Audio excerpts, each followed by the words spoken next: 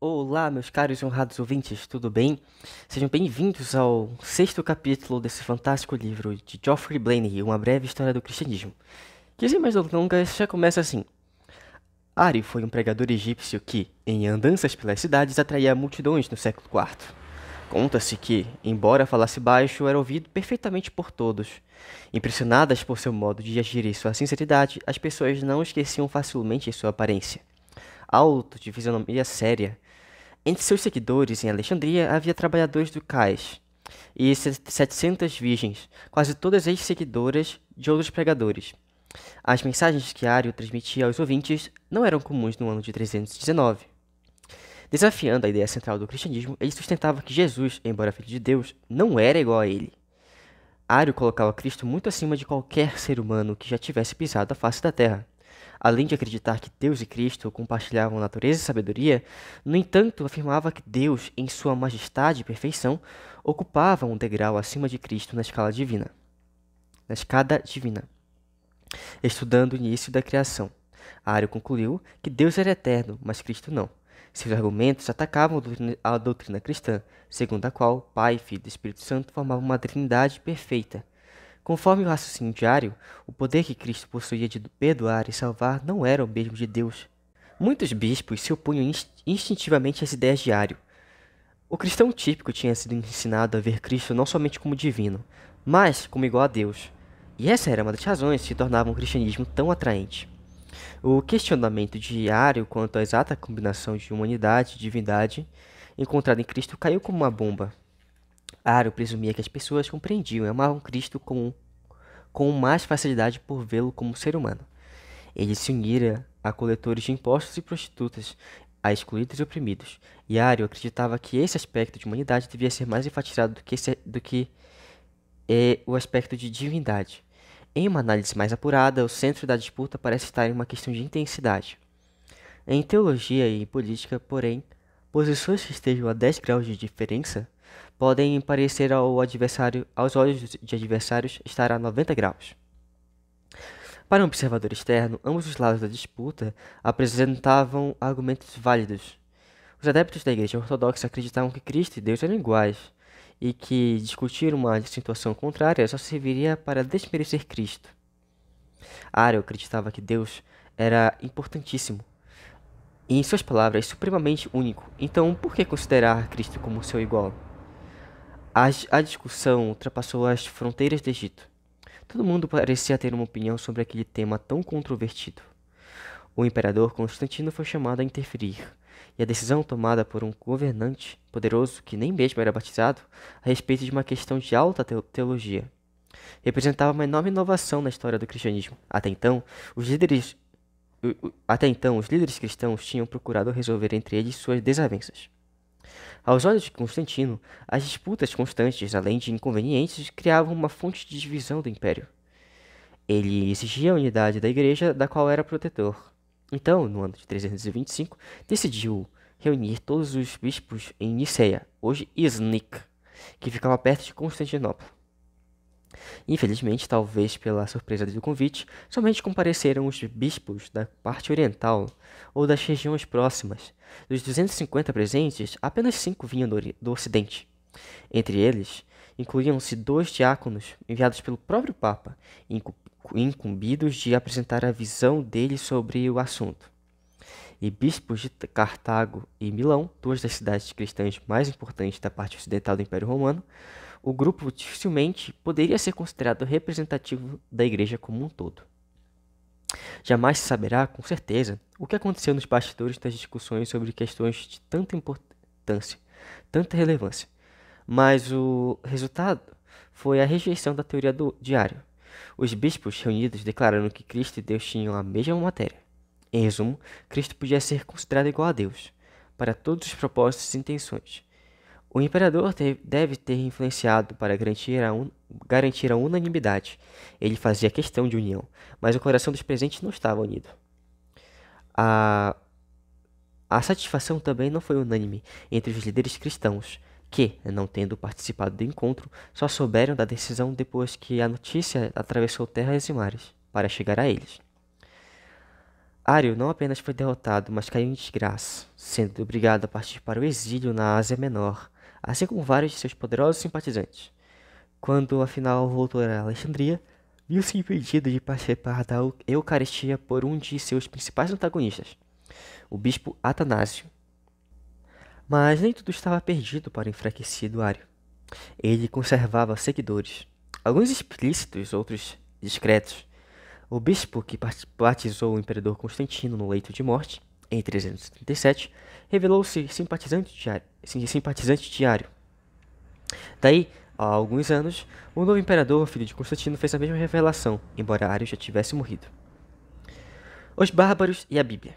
Os seguidores de Ário, chamados por alguns de grupo de heréticos, mantiveram atividade. Até conquistaram novos aliados, embora se deva reconhecer que não exatamente os aliados preferidos. Tratava-se dos godos, povo considerado inferior. Aos olhos dos verdadeiros filhos do Império Romano, os godos eram bárbaros. 1 ou 2 séculos antes do nascimento de Cristo, os godos e seus aparentados, os vândalos, viviam na Escandinávia. Dispostos a encontrar terras mais quentes e a lutar para ocupar espaço, eles cruzaram o Mar Báltico e instalaram-se junto ao rio Vístula, nas planícies do norte da Europa.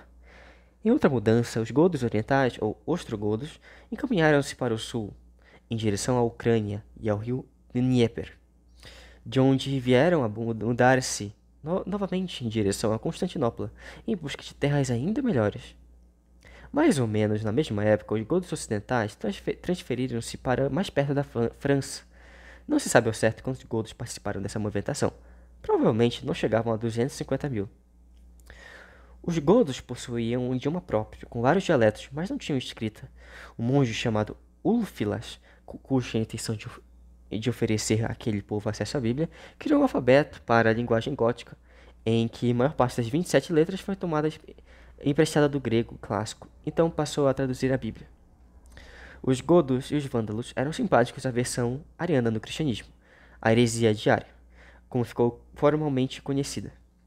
Eles preferiam a simplicidade de um Deus poderoso do conceito oficial da Trindade, com todas suas complicações e sutilezas.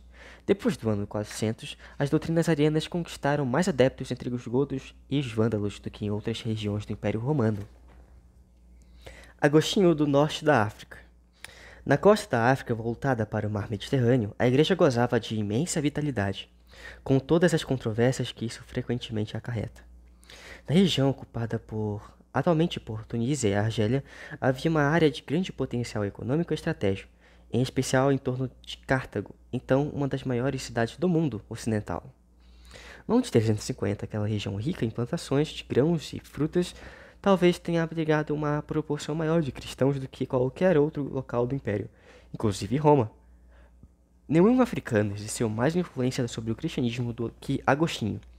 Nascido onde se situa hoje a Argélia, em 354, quando o norte da África era uma espécie de caldeirão de povos, Agostinho descendia de berberes e tinha pai pagão e mãe cristã. Por 9 anos, foi seguidor de Manes, o profeta do 3º século que acreditava terem o bem e o mal, origens de divindades separadas. Um conceito geralmente chamado de dualismo. Os seguidores de Manes, conhecidos como maniqueístas, praticavam austeridade e costumavam ser vegetarianos. Somente adultos eram batizados, pois tinham opinião própria e podiam prometer não ter relações sexuais. Agostinho adotava muitas dessas ideias, mas não a restrição ao sexo. Quando jovem, Cartago tinha levado uma vida boêmia, até conhecer Una, a quem se uniu e concubinato por 15 anos e com quem teve pelo menos um filho. Em Roma, Agostinho tornou-se professor. Na vida privada, ainda seguia os preceitos de Manes, mas já não se sentia completamente satisfeito com eles. Aos 32 anos, depois de se mudar para Milão, experimentou a conversão religiosa. Enquanto lia uma frase da carta de São Paulo aos Romanos, teve a sensação de estar nu. Em seguida, sentiu-se vestido com a graça de Cristo. No exato momento em que acabei de ler a frase, ele recordou. Meu coração se iluminou com a certeza. Não restou nenhuma sombra de dúvida. Suas palavras remetem, estranhamente, a Martin Luther e John Wesley, mais de 1000 anos depois. De volta à África em 391, Agostinho começou a pregar.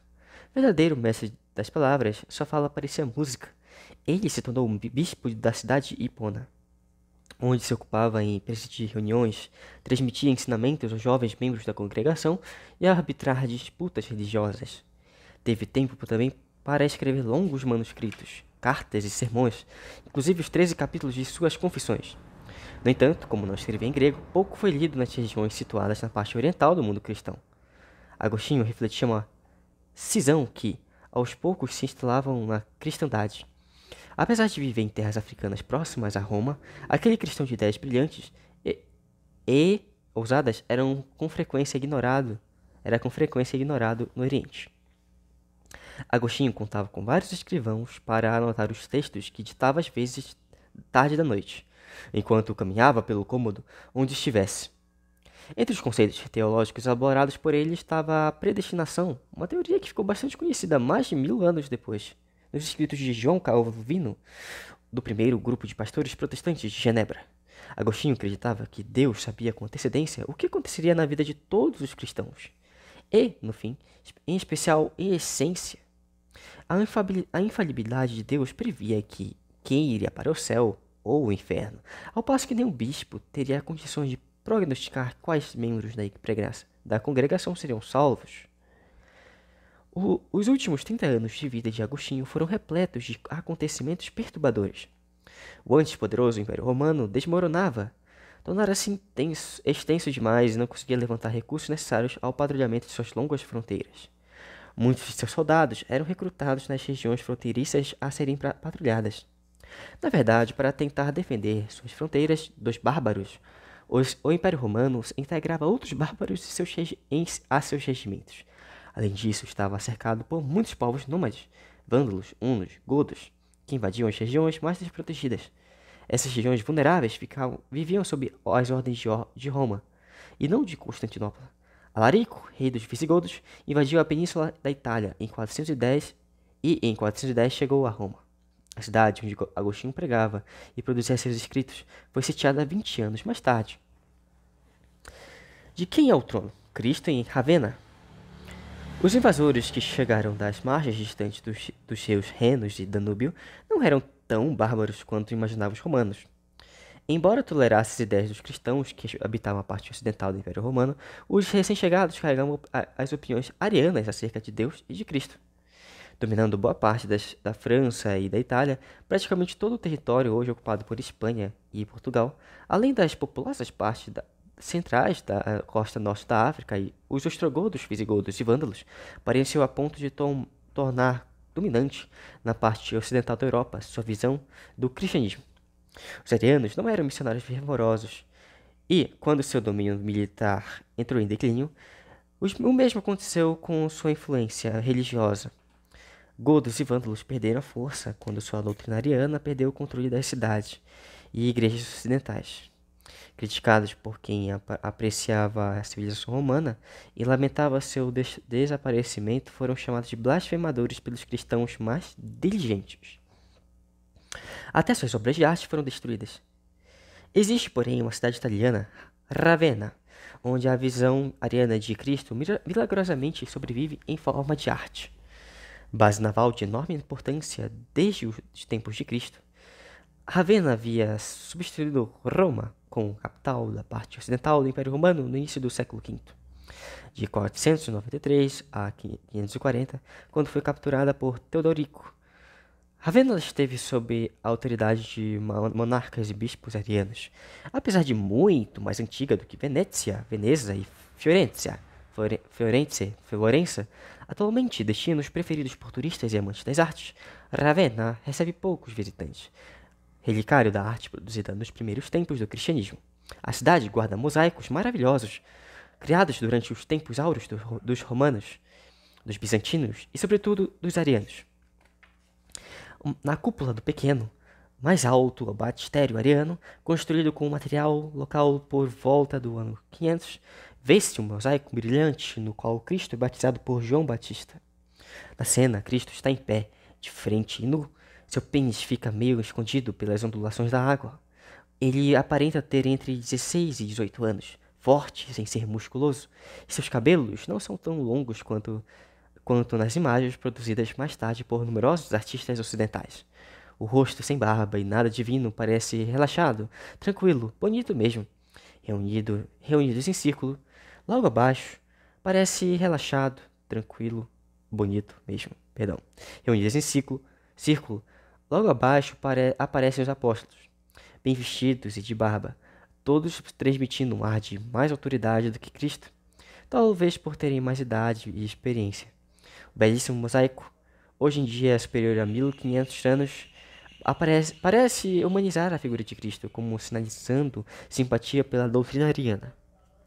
Assim, na antiga Ravenna, temos uma visão rápida da queda do Império Romano e da invasão dos arianos, tornando o cristianismo tradicional virtualmente prisioneiro. São raríssimos os lugares da Europa onde se pode ver Cristo à maneira diário. Então é isso, meus queridos amigos e leitores que estão a escutar aqui. Um salve especial para Dário, também conhecido como Mitão, Eduardo Josézinho, o que for. Vos vejo no próximo capítulo, certo? Muito obrigado e